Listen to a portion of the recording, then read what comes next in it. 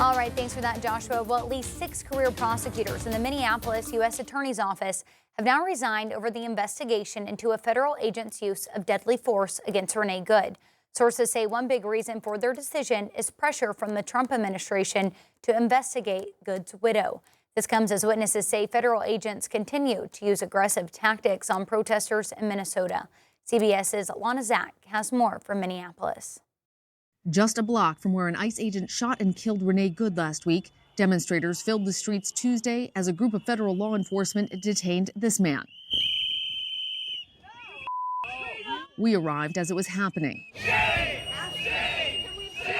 with tensions flaring between residents and masked federal officers. Did you see what happened? They just stopped him.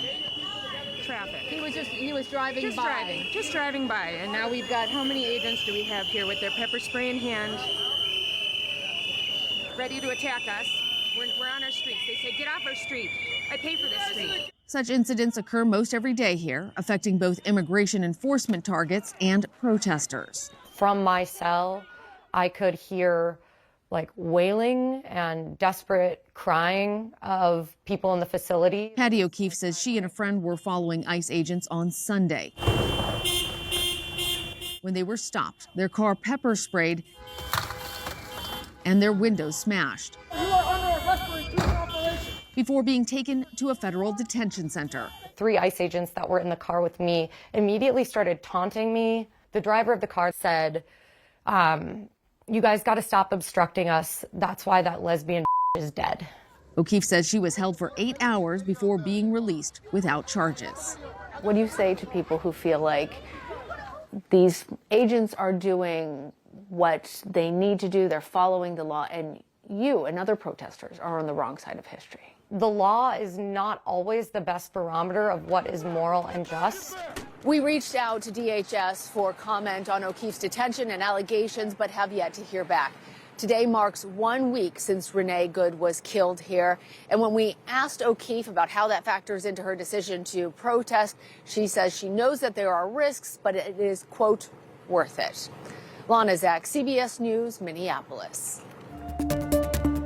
Well, here locally, new information in the Amber Waterman capital murder trial. A new filing says both sides of the case were recently informed the wrong judge had been presiding over the trial since it began in 2022. According to the filing, Judge Robin Green told the parties that the case was originally assigned to Judge Brad Karen. Green said someone in the circuit clerk's office had taken it upon themselves to reassign the case. Green said that she could only speculate a motive. Waterman's attorneys now say that they want the case back in Judge Karen's court. Waterman is accused of the kidnapping and murder of Ashley Bush and her unborn baby. If convicted, she could face the death penalty. Well, Fort Smith Board of Directors discussed taking over operations of Parrot Island Water Park. The city has purchased $4.2 million worth of slides, and now they're not sure if they can afford to install them. The board moved the issue to next Tuesday night's regular meeting, where a decision will be made. Have to think about what do we get sales tax from. It's not from admissions, so it's a little bit off of concessions, and generally that's it. We also have to think about the deferred maintenance that could run into the hundreds of thousands of dollars that could be coming over, so we can improve our revenues, enhance revenues, and ultimately have the park be 100% self-sustainable and take increased revenues. We will keep an eye on that next meeting and bring you an update on what happens next. Well, the state of Arkansas is investing nearly $40 million in early childhood education with the latest series of federal grants. 5 News reporter Emily Moss has more. Since the beginning of the month, the state has received a $14 million preschool education grant and 2 education research grants equaling nearly $25 million. Altogether, it's around $40 million towards early childhood development. Specifically, nearly $25 million will be just for literacy improvement alone for early childhood learners like kindergarten through 3rd grade. It comes after a study found 2/3 of the state's 3rd graders were not scoring at their grade level for reading. Secretary of Education Jacob Oliva says kids are falling behind with their reading scores, and if it continues, it could have drastic effects on their later education and careers. This money is to hopefully prevent that from happening. When we hone in on 3rd grade reading scores, and we can roughly say that about 2/3 of our students are not reading at or above grade level, we need to flip that. If you can't read, it's hard to succeed. And if you're not able to read by third grade, school doesn't become fun. And when you're not having fun in middle school and you can't see the connection of why what you're learning is relevant to your life, that's when students become disconnected. The 2 research grants will go entirely towards literacy development and research, including new tutor programs at rural schools in the state. The state has not revealed its exact plans for the preschool grant yet, but they say they plan to use that money towards access to programs statewide, like START or with other programs. All right, thanks for that, Emily. Well, a ribbon cutting is happening today at Lingal Middle School in Rogers, marking the completion of major repairs. The campus was heavily damaged by Memorial Day weekend tornadoes back in 2024. 5 News reporter Jacob Luthi has more.